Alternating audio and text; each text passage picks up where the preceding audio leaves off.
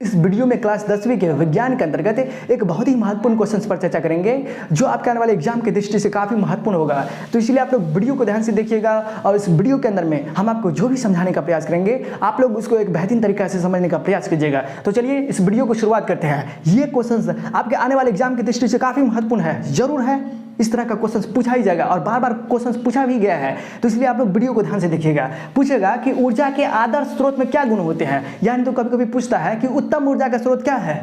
बार बार question पूछा गया है, फिर बाद में नहीं कहिएगा सर जी हमको पढ़ने नहीं थे। पढ़ा दे रहे हैं, समझा दे रहे हैं, इसको एक बेहतरीन तरीके से तैयारी कर लीजिएगा। आइए अब हम लोग जानने का प्रयास करते हैं कि ऊर्जा के आदर्श स्रोत में गुण क्या होते हैं, यानी तो इसी क्वेश्चन को पूछ सकता है कि उत्तम ऊर्जा के स्रोत क्या होते हैं। तो उत्तम ऊर्जा एक बेहतर ऊर्जा, यानी तो उसको कहते हैं आदर्श ऊर्जा के स्रोत। उस तरह के स्रोत को कहते हैं जो सरलता से मिल जाए, यानी कि उस ऊर्जा को हम लोग कहते हैं उत्तम ऊर्जा का स्रोत जो हमें आसानी से मिल जाए, सरलता से मिल जाए, जलने पर कम प्रदूषण करे।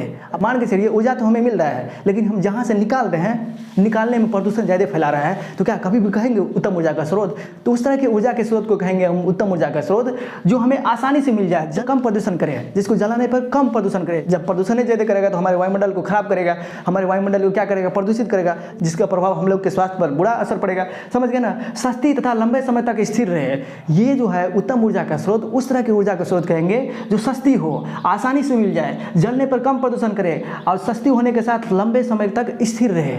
अब मान के चलिए सस्ती है, ऊर्जा लेकर आ गए, निकाल रहे हैं, अब पता चला तुरंत गायब हो गया, पता चला तुरंत वो समाप्त हो गया। तो इस तरह की ऊर्जा को कभी भी क्या हम कहेंगे उत्तम ऊर्जा का स्रोत? नहीं निकाल सकते हैं। सस्ती हो लेकिन लंबा समय तक काम भी करे, तब न कहेंगे उत्तम ऊर्जा का स्रोत। इसका भंडारण तथा परिवहन करने में किसी प्रकार का कठिनाई न हो। मान के चलिए हमारे पास ऊर्जा है, लेकिन उसको एक स्थान से दूसरे स्थान ले जाने में विभिन्न तरह की समस्याओं का सामना करना पड़ रहा है, एक स्थान से दूसरे स्थान ले नहीं जा पा रहे हैं, तो क्या उसको कभी भी कहेंगे उत्तम ऊर्जा का स्रोत? नहीं कह सकते हैं। यानी कि भंडारण का मतलब क्या हुआ कि मान के चलिए हमारे पास कोई ऊर्जा है और उसको हम एक बेहतरीन तरीके से रखे नहीं पाएंगे, तो क्या कभी भी उसको कहेंगे उत्तम ऊर्जा का स्रोत? नहीं निकाल सकते हैं। तो उस तरह के ऊर्जा के स्रोत को कहते हैं हम लोग उत्तम ऊर्जा का स्रोत जिसका भंडारण आसान हो। भंडारण का मतलब जिसको रखने में किसी प्रकार का तकलीफ ना हो, समस्या ना हो, तथा परिवहन एक स्थान से दूसरे स्थान ले जाने में भी किसी प्रकार की समस्या नहीं हो। इसके बाद देखिए प्रति एकांक आयतन से अधिक ऊर्जा प्रदान करे। भाई इसका मतलब क्या हुआ? मान के चलिए 2 kg का कोई ईंधन ले गए, वो काम कर रहा है 1 kg का, क्या कभी उसको कहेंगे बढ़िया ईंधन?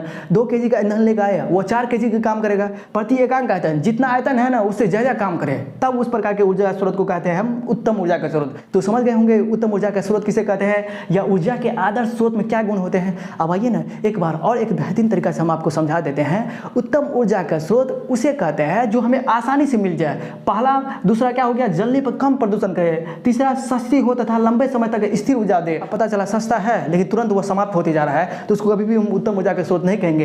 पहला, सरलता से मिल जाए, जलने पर कम प्रदूषण करे, सस्ती हो तथा लंबे समय तक स्थिर ऊर्जा प्रदान करे, भंडारण तथा परिवहन करने में आसान हो, प्रति एकांक आयतन से अधिक ऊर्जा प्रदान करे। तो इस तरह के ऊर्जा स्रोत को कहते हैं हम लोग उत्तम ऊर्जा का स्रोत, यानी तो इसी को कहते हैं ऊर्जा के आदर्श स्रोत का गुण। तो समझ गए होंगे इस प्रश्न को, और ये प्रश्न आपके आने वाले एग्जाम की दृष्टि से काफी महत्वपूर्ण होगा। समझिए ना, ये क्वेश्चन आपके एग्जाम में आएगा, तो जो भी पढ़ने वाले विद्यार्थी होंगे तो इन क्वेश्चन को एक बेहतरीन तरीके से तैयारी कर लीजिएगा, नहीं तो बाद में ये उल्हान नहीं दीजिएगा कि सर जी नहीं पढ़ाए थे। हम सारे क्वेश्चंस को बताते जा रहे हैं, और साइंस के जितने भी इंपॉर्टेंट क्वेश्चन है हमने सारे क्वेश्चंस पर डिस्कस कर दिए हैं। तो जाकर के आप लोग सारे वीडियो को प्लेलिस्ट में जाकर देख लीजिए।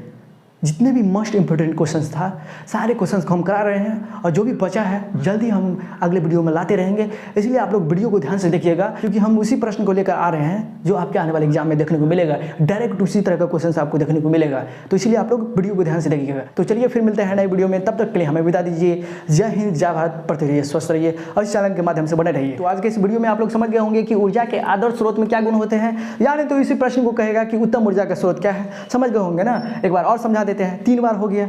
जो सरलता से मिल जाए, जलने पर कम प्रदूषण करे, सस्ती हो तथा लंबे समय तक स्थिर ऊर्जा दे, भंडारण तथा परिवहन करने में आसान हो, प्रति एकांक आयतन से अधिक ऊर्जा प्रदान करे। इस तरह के ऊर्जा स्रोत को कहते हैं ऊर्जा के आदर्श स्रोत या उत्तम ऊर्जा का स्रोत। तो चलिए फिर मिलेंगे नए वीडियो में, तब तक के लिए हमें विदा दीजिए।